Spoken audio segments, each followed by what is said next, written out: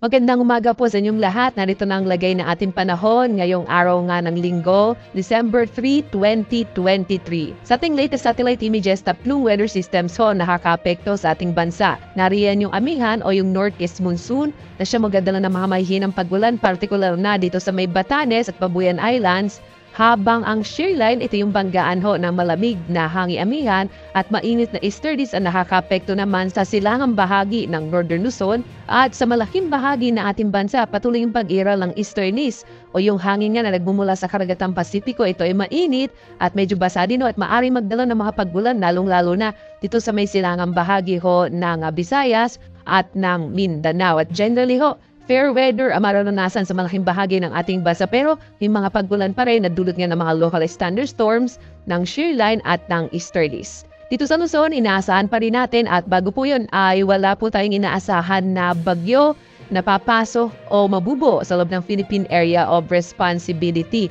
Posible nga ho para sa linggong ito, malit yung chance na magkaroon tayo ng bagyo at least for the first week ho ng buwan ng Disyembre. Dito sa Luzon ay inaasahan pa rin natin ang malaking chance na mga paggulan, particular na nga dito sa Cagayan at sa Isabela dahil pa rin sa pag-iral ng shear line o itong banggaan na mainit at malamig na hangin. Samantala, dito sa may bahagi ng Batanes ay inaasahan pa rin natin na mahihinang mga paggulan dulot na amihan.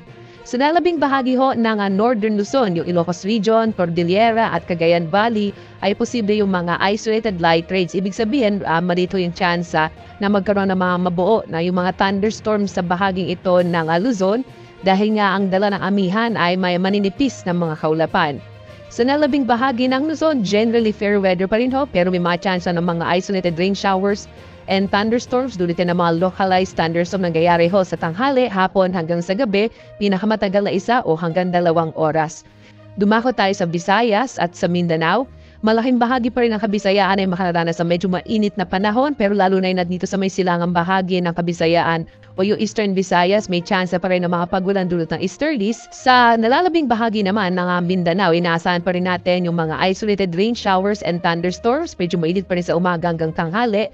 Habang lumalaki ang posibilidad ng mga isolated o pulo-pulong pagbulan, pagkit at pagkulog sa hapon hanggang sa gabi. At sa ngayon nga ho, may nakataas pa rin tayong gale warning. Ito yung babala natin sa mga malakas sa pag-alon ng karagatan.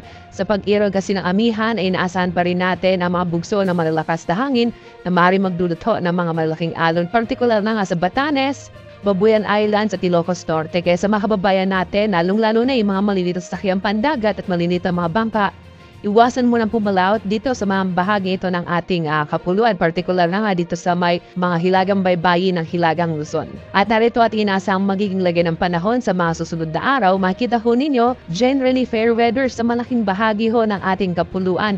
Inaasahan kasi natin the next few days ay hina palalo ang amihan at dahil doon patuloy ang pag-iral ng easterlies at magkakaroon pa rin ng mga posibilidad ng mga localized thunderstorms. Alam po ninyo kasi nang nangyayari ho, mas nararamdaman natin yung lamig na dulot ng amihan base sa mga datos natin, mga bandang January o February, doon talaga natin mararamdaman yung pagbaba ng temperatura.